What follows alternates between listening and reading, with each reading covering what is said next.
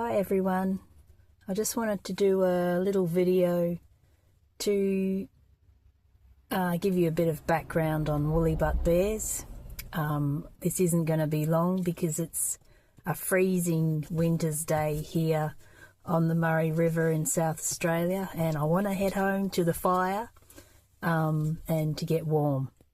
I've also got my little dog in the car, so if you hear noises, it's him getting impatient. Anyway, here goes. When I was young, I was never really into teddy bears, although I did have a few as a kid. And there's a few very important ones to me, including this bear, who I got when I was 3 years old. He was given to me by my grandfather, who actually passed away on that same birthday. So I never really knew him, so this is all I really have of him now. But it's one of my most sentimental possessions. He's wearing a little brooch, which I just finished the other day, and that's available in my Etsy shop and on the website. You can see the river out there.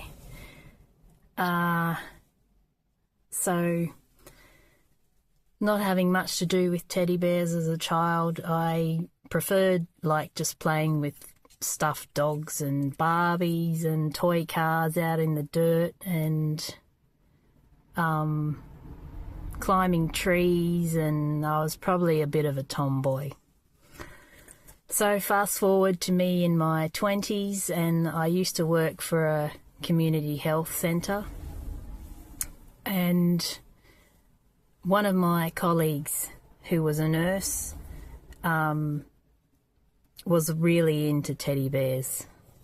And I recall people saying to me how she had one room at her house absolutely full of teddy bears, and she ran a teddy bear hospital, so everyone in the town knew where to take their bears who needed treatment.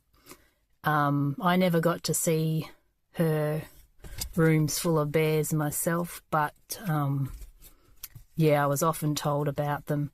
And then one day out of the blue, she gave me this envelope, and I opened it up and it was full of teddy bear patterns, and she said, "You should make some yourself."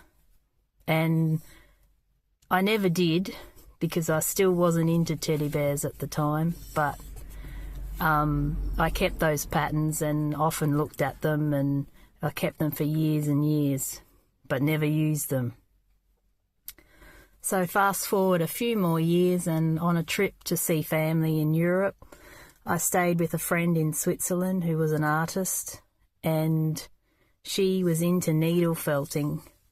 And her house was full of little needle-felted bears, every nook and cranny, between pot plants and on kitchen benches and on bookshelves and by the TV. And she said, "Do you want to make one?" So she helped me make a needle-felted bear, which was really the first bear I made that actually looked like a bear. So this is him. His head's a bit wobbly now because this was years ago, but he is actually jointed, string jointed in the arms and the head. But I love his feet and had so much fun making him, and he's stayed with me ever since.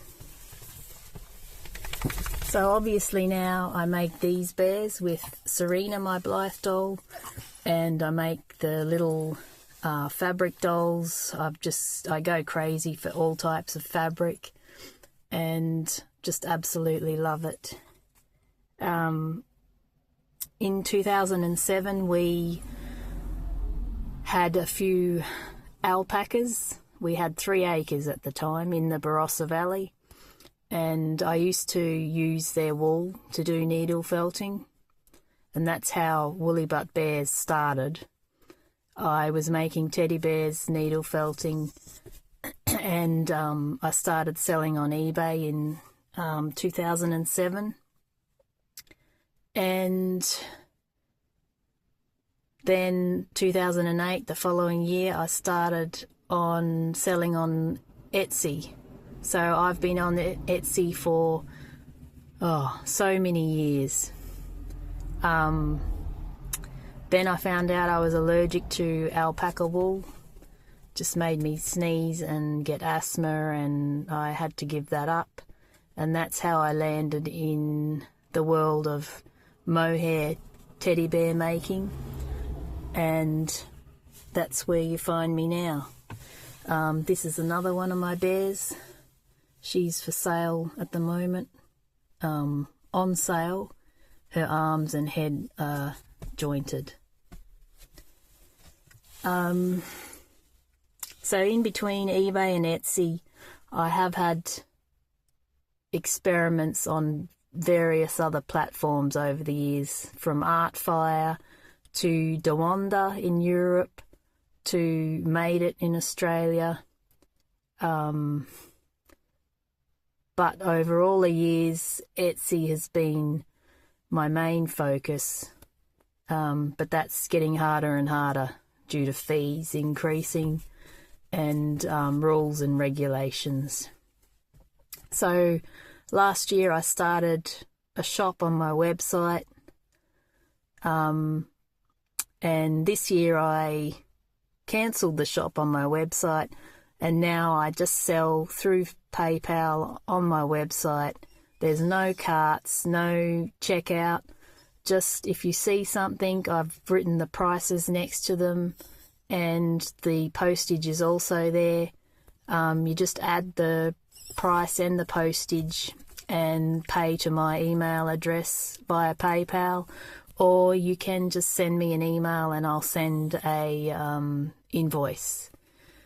So that's a little look into the world of Woollybuttbears, and I'll make another video soon. Stay well, and hugs and blessings from Woollybuttbears. Bye.